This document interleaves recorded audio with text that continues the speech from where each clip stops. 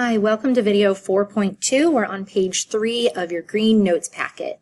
So to add polynomials, simply combine like terms, meaning they have the same exponent and the same variable.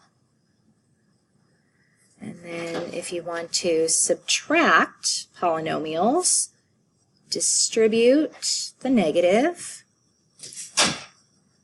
and then combine your like terms. So let's take a look at a couple of examples. The first one right here, we have these parentheses to show that they're different polynomials, but we really don't need the parentheses.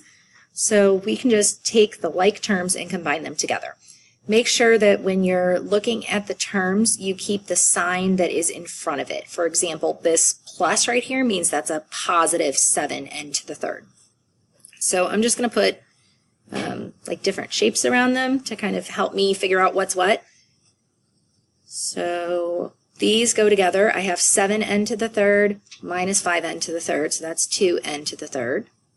And then I'm going to look at my squareds. So I have negative n squared and then minus 6n squared, so that's going to be minus 14n squared.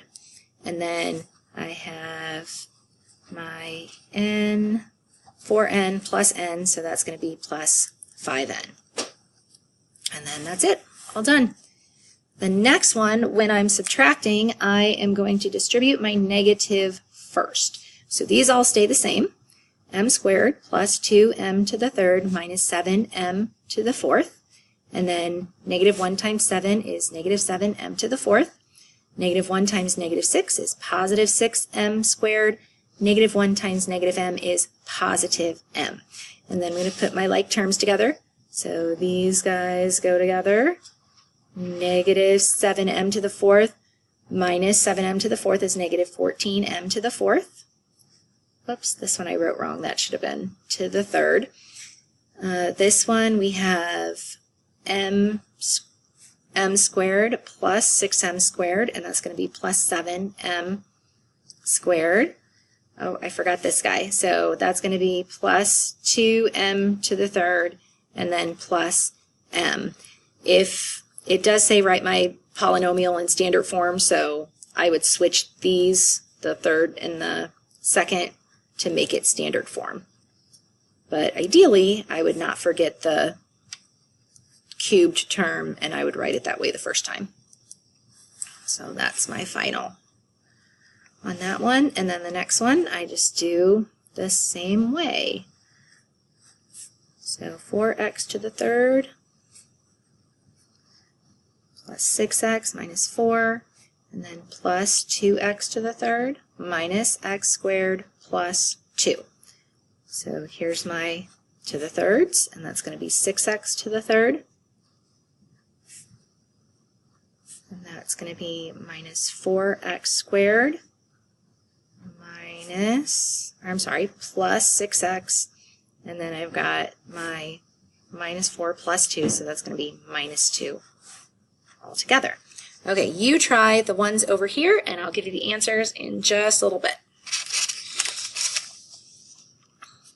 Okay, so here are your answers for the 3 on the right. Okay, let's take a look at the bottom of the page. So this time we've got a couple of functions that are a trinomial and a binomial. So in this one we're going to add f of x, which is x squared minus 6x plus 5, plus g of x, which is 2x plus 3. And when we're just adding, we can just combine our like terms. So this guy does not have any like terms. The negative 6x plus 2x is minus 4x, and then positive 5 plus 3 is going to be plus 8. This time we're subtracting them. So we've got x squared minus 6x plus 5 minus 2x plus 3.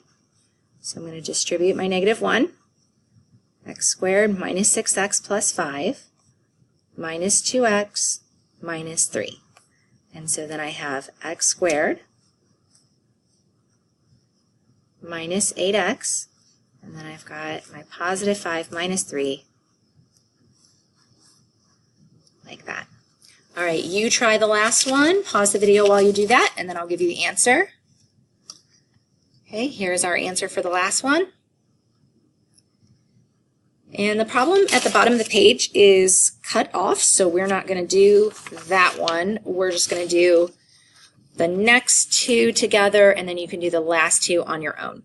So the perimeter for the figure is just adding up all the sides, so we're just going to add up all of our sides like terms.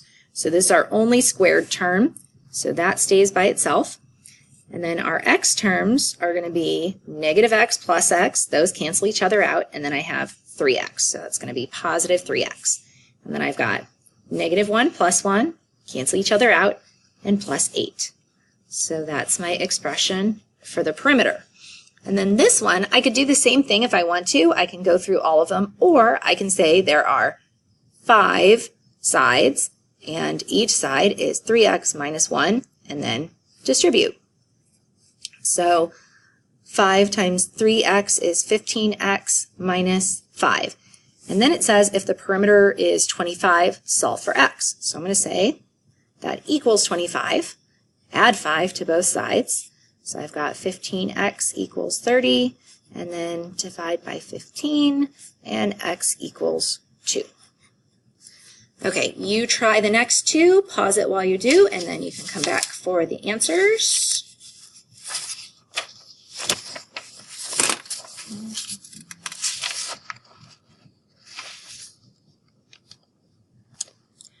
Okay, there are your answers for the last two. Make sure that you mark down anything you have questions on, and we will talk about it in class.